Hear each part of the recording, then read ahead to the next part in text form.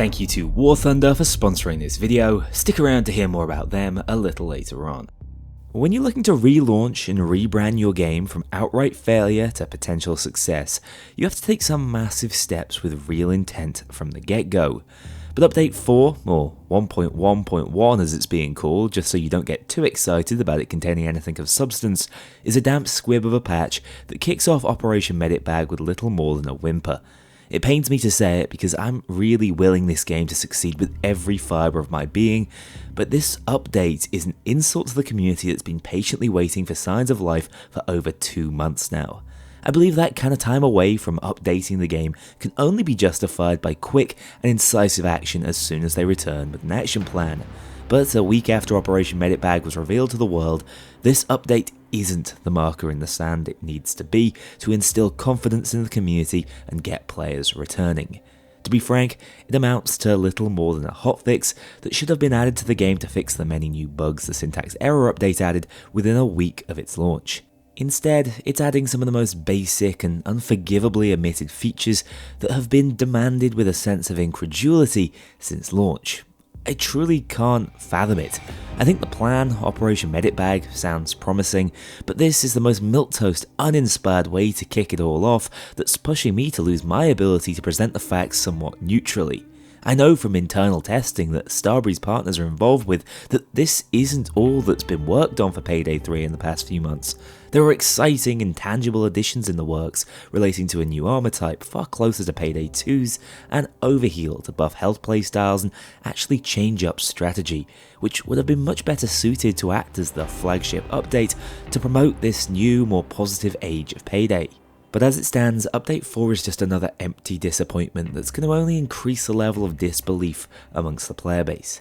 I believe releasing that and not just combining it into a larger, more marketable update was a major mistake that Starbreeze might live to regret. But what you won't regret is downloading War Thunder, the most comprehensive vehicle combat game ever produced. Join over 70 million global players in PvP battles of massive scale. War Thunder gives you the opportunity to take control over the machines of war that have shaped the world of today. In total, there are over 2,500 tanks, planes, choppers, and ships for you to command from over 100 years of military history, all with some of the most authentic audio-visual presentation you will ever experience. There's a game mode for all preferences ranging from arcade to simulator, depending on your thirst for realism, and if you're keen to express some individuality, War Thunder still has you covered with its comprehensive customization system, allowing you to make every vehicle your own. Even better, you can play it now for free on PC, PlayStation or Xbox by signing up from my link in the description or pinned comment. When you do, for a limited time only, you'll also get access to a massive bonus pack, available for new and returning players on all platforms. This includes an exclusive vehicle decoration, the Eagle of Valor, 100,000 Silver Lions, and a 7-day premium account booster. Try it out, let me know what you think, and thank you again to War Thunder for sponsoring this video. Back onto poor Payday 3, as long as the flesh is willing, I'm going to run you through the highlights of all the game's updates, regardless of whether I think they're a bit rubbish. Let's start with the most impactful changes, if you can call them that, and you know what's coming first. The lauded Lobby Unready button, an innovation of the likes we've never seen before. You press it, and you can change your loadout once more. In all seriousness, I think it takes a lot of gall to advertise its addition like a major new feature, because to be frank, it's a bit of an insult. I know full well it's not intended to be that way, that's just the ironic sense of humour I've witnessed internally at the company, but hell, even knowing that, it's difficult to give them a pass for failing to read the room here. This feature works, except it doesn't in solo, so I can't even show it in action. Basically, once the entire lobby has readied up, it becomes inaccessible. Obviously, this is to prevent griefing and taking lobbies hostage, but yeah, there are still circumstances in which you can't unready, comically enough. Up next, I need to talk about controller dead zone settings. This one I agree with being prioritised in this update. It's been a huge breaking point for console players that might even put them off playing the game. It should have been fixed sooner, frankly, and isn't cause for huge fanfare, but I'm relieved for the console players that it's finally happened. I'm not a controller user, but these settings do look a far cry from the whole lot of nothing you guys had to work with before. Another somewhat noticeable addition is the new upscaling options for improved performance. This comes alongside official DX12 support, which is certainly a positive. Previously, this was only accessible via a Steam startup command and did make a tangible performance difference on most PCs. There were a few crashes related to it though, so with those now also fixed, you can benefit from the additional frames with no potential trade-off. I have it on good authority that these new settings do make a sizable FPS difference, especially for weaker machines and on taxing heists like No Rest for the Wicked. If poor performance alone was keeping you from trying the game, now's your chance, but I don't see this bringing back players in their droves if I'm being honest. For the hardcore players who want to run a 19-bag overkill cook-off, you'll now be rewarded for your completion via a brand new weapon charm. I believe this is an attempt to replace Payday 2's frequent achievement additions, given the limitations they have with console approval. I'm not against it exactly, but the idea of a new weapon charm doesn't thrill me to the extent that you're going to have to hold me back from playing it. Oh, and they added new inspect animations for the game's current overkill weapons. These are generally cool, again, especially the Red Fox one, although the Markham Mambas animation is incredibly glitchy if done after firing shots, which really stands to show the ambivalence the team seems to have developed towards testing these things properly. When this is one of the only new features to play around with that could maybe be deemed content, it's a damn shame that even that isn't polished. In terms of really tangible changes, the last major one is the fact that overkill difficulty is getting some changes. Now, the assault wave intensity can change mid-wave. This has been suggested for quite some time as a way to potentially fix the game's lack of endgame difficulty. Essentially, Payday 3 is so easy because enemy difficulty ramps with completed objectives, and it's very simple to abuse those spawn restrictions by timing things well and moving through a heist quickly, which obviously comes with experience, meaning there essentially is no endgame challenge. This patch will make things harder on overkill, and I think that's a step in the right direction. I'd rather they did away with this very forced wave intensity system completely and went back to Payday 2's more RNG dependent system, as it would do wonders for the game's replayability, but this is at least something to make overkill runs feel slightly more punishing. From there, this patch is predominantly about bug fixes and balancing, which I'm all for, but damn does it need to be properly supported with some more impactful content. Anyway, for the most part these are all positive changes for some of the most underutilized skills, which is good news. Although it's not going to wholesale sell you on the current skill system if you didn't like it already. Starting with Disengage, this skill now also allows you to sprint through nadir gas passively, as well as having its one-time active use, a solid buff to its usefulness as an open utility in all builds. Hardy has been fully redesigned from reducing stagger and stun effect durations by 50% so long as you have at least one armor chunk, to now granting 2 seconds of damage immunity anytime a plate breaks. This skill was pretty much useless with ways to actively avoid stun effects altogether, so this is a sensible buff to it. It will make 4-plate armor stronger again and seems to be inspired by the immunity offered by perk decks in Payday 2 such as Anarchist. It'll probably be solid, although with Payday 3's slower pace, I found 2 seconds of immunity to be less impactful than in the prequel. Shell Shock now works on all enemies instead of just non-specials, and provides a 20% accuracy penalty instead of 10%. It's probably still too gimmicky to be of much use, but at least it might have some passive value to a pure explosive build now. Negotiator has also been buffed to drop 2 additional resources upon trading a hostage, and with simultaneous buffs to first aid and armor repair kits, this is a powerful skill now. I still find trade-heavy builds to be a bit situational and boring to play, but now there's at least a better value proposition for the playstyle. CQC Specialist now grants you Rush just for grabbing a human shield instead of having to perform a takedown, meaning this skill is no longer effectively useless. However, its Aced variant now requires you to complete a takedown to earn Grit instead, meaning they buff the Rush component and nerf the Grit one. I'll just be avoiding this skill from now on.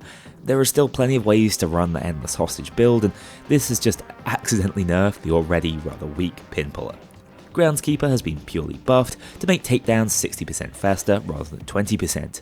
This was very necessary as takedowns were arduous previously and certainly weren't viable in loud gameplay. It's still gimmicky, but it's something. Savage Takedown now intimidates civilians when grabbing human shields and not when performing a takedown, which makes it easier to use for its intended purpose, although still sucks, and now its name doesn't even make sense. Soft Assets though got a fairly high impact buff. Instead of consuming Rush for ammo by pushing away human shield cops, now it consumes Rush to fully repair your current chunk of armor. This sounds viable, strong even, but my question is, does it sound like a fun way to play the game? I'm not so sure. It's a good change for when this skill is used in a body shield orientated build, but the idea of having to run this on all builds as the only way in the game to actually fully repair armor chunks without using resources sounds miserable, and is symptomatic of just about everything wrong with the Payday 3 gameplay loop. It's busy work for busy work's sake.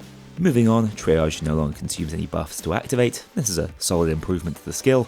Steady Hands now applies to teammates and improves by 5% for each player running the skill. This is a nice buff, and I like the idea of true support skills, but people still have no reason to run medic bags before Overheal is released. High Grain got the same team buff as Steady Hands, but for ammo bags and damage instead. It's slightly more viable now, but they still don't see ammo being ran frequently enough for it to matter. Threat Assessment was buffed to 20% from 10%, but I still don't think that makes it viable. Needing grit doesn't help, and only really being useful up against dozers makes it a tough sell. Infiltrator now also grants rush when you pick up loose cash, which is fine. It's not going to set the stealth world on fire, but I think it's specifically designed to speed up vault looting, which is decent. And finally, Signal Scan now actually works for finding techies, making Scrambler and ECMs a solid counter at last.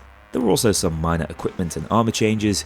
Medic bags will now heal one down by default, which is a positive step for the underutilized equipment type, and it also gives 50% base health back upon usage instead of 35%. This is in preparation for Overheal, which is a fine change in isolation, although it obviously still needs more to be viable. First aid kits now return 5% more health upon usage, up to 25%, which is fine, but I don't think this one is saving Payday 3, and they've also lowered armor repair kit interaction time to 0.5 seconds from 1 second, so you don't lose that last bit of armor whilst trying to consume it. Speaking of armor, the standard lining now regens faster, down to 3 seconds from 4, although 3 seconds is still quite a long time all things considered, and still won't allow for much more aggression. Techies and their drones are also receiving large changes, although they're obviously still limited to spawning on the syntax error heist, so this won't affect everyone. They'll now spawn less frequently, will take longer to respawn after being taken out, and drop an armor repair kit upon death, although they do now have more hiding spots on syntax error, making them less predictable. On top of these nerfs, their drones now deal 50% less damage on all difficulties and have less health, although they will do more to force you to move from cover. On top of that, they're now hackable from further away and much faster with Scrambler. I'd say these are all pretty positive changes across the board. The techie wasn't popular at launch, her mechanics felt unfair, and the drones were suddenly the biggest threats on the map. Had she been added straight to all heists, I don't even think 200 players would still be playing the game in February, so these were much needed nerfs I think, although it's frustrating so many people's syntax error experiences will have been soured as this fix was such a long time coming. Dozers have also seen minor changes as their kick now deals damage. This is to combat some of the most overpowered body shield strats. Screw me for making the no shooting run, I guess. Finally, for this video, there are also several general fixes and improvements, although I'll just touch on the highlights. Okay, at the 11th hour, I've just received word that there are a couple of weapon balance adjustments coming in this patch. The Moscone is receiving reduced spread, which should help with consistent one-shot kills, and most importantly, the R900 sniper is getting major buffs. It can now penetrate shields, just like snipers could in Payday 2 when paired with cutting shot. It has increased armor pen, resulting in more one-shot kills, and is going to be dealing more damage at all ranges. Previously, this was probably the worst weapon in the game, so I know why they've stretched these buffs so far, but in paper it now looks like it could be the best primary with all that added utility.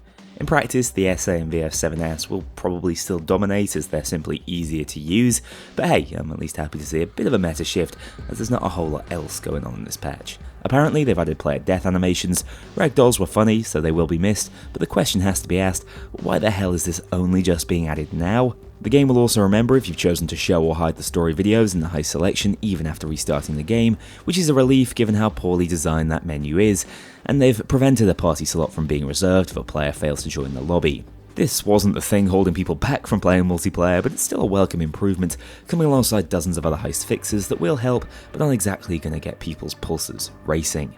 In all, running through these patch notes, I think it makes apparent what I've been trying to ignore for a while now. Payday 3 was launched unfinished. It was rushed out with an ambivalent disdain for its fanbase and the developers who were forced to push out a product that simply wasn't ready for consumption. It's a barren, empty shell of a game that can't stand on its own 2 feet as a live service, not only due to the many poorly conceived mechanics that just make playing the thing a trial in and of itself, but also because there's simply nothing to do in it. One way you can look at this update, if you're feeling charitable, is a first step in the right direction. I mean, it's not as if the update is making things worse, but it's tough to not be concerned that a nothing burger update like this one halts any momentum and goodwill swing that might have been generated by the Operation Medic Bag announcement. I'm not knee-jerk enough to suggest this indicates that we should rein in our expectations for the project in general, but I do believe it's an incredibly weak start that sends all the wrong messages. This feels like an end-of-life update, just tidying up how a game functions, rather than one that brings it into an exciting new era. Obviously, that's not the intent. It can't be, legally, but I can only share what it honestly feels like. It's been a miserable 6 months as a fan of the franchise, but hey, at least Helldivers is keeping that co-op torch lit in the meantime. I hope you've enjoyed. I'm off to spread democracy. I'll see you soon.